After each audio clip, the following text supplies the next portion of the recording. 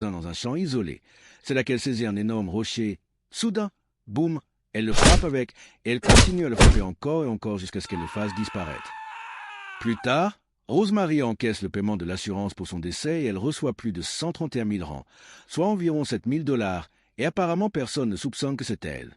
Le problème, c'est que non seulement elle vient de commettre un meurtre, mais son plan a parfaitement fonctionné maintenant, et c'est comment gagner de l'argent en faisant disparaître des gens. Elle décide donc de continuer. 15 mois plus tard, elle recommence. Un jour, elle souscrit des assurances vie et obsèques pour sa sœur. Elle se fait passer pour sa propre sœur et contacte la compagnie d'assurance pour établir la police, en mettant évidemment Rosemary comme bénéficiaire.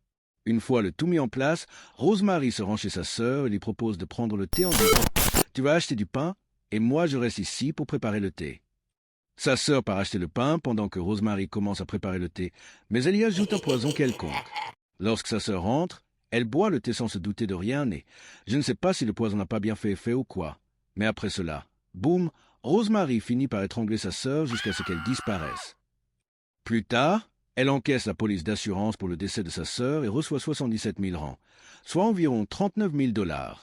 À ce stade, Rosemary décide de passer inaperçue, peut-être se relaxer, dépenser son argent.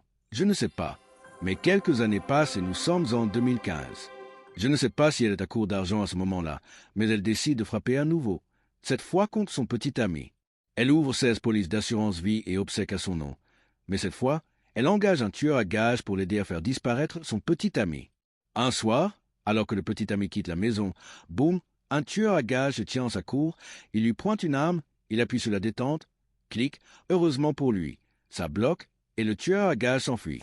Le petit ami est donc sain et sauf, mais un jour, alors qu'il fait la sieste dans son lit, boum, sa maison prend feu. Il se réveille en panique et s'enfuit, s'en sort vivant. Mais plus tard, lors de l'enquête, on découvre que quelqu'un, comme Rosemary, avait placé 4 bouteilles remplies de carburant sous son lit, espérant qu'il brûlerait avec la maison. Après tout ce chaos, cela devient trop pour le petit ami. Avec 2 frôlements mortels, il rompt avec Rosemary et déménage. Il en a assez. Malheureusement, quelques semaines plus tard, alors qu'il se trouve quelque part, je ne sais pas où, quelqu'un l'aborde, armé d'un couteau, et boum, il se fait poignarder encore et encore jusqu'à ce qu'il disparaisse. Il a été poignardé 76 fois, on suppose que Rosemary est derrière cela aussi, car plus tard, elle encaisse la police d'assurance pour la mort de son petit ami et reçoit 131 000 rangs, soit environ 7 000 $. Et elle continue, parce que, vous savez, pourquoi s'arrêter là? L'année suivante, en 2016, elle fait disparaître sa propre nièce, la battant à mort et encaisse une somme d'assurance équivalente à environ 6 500 $ américains.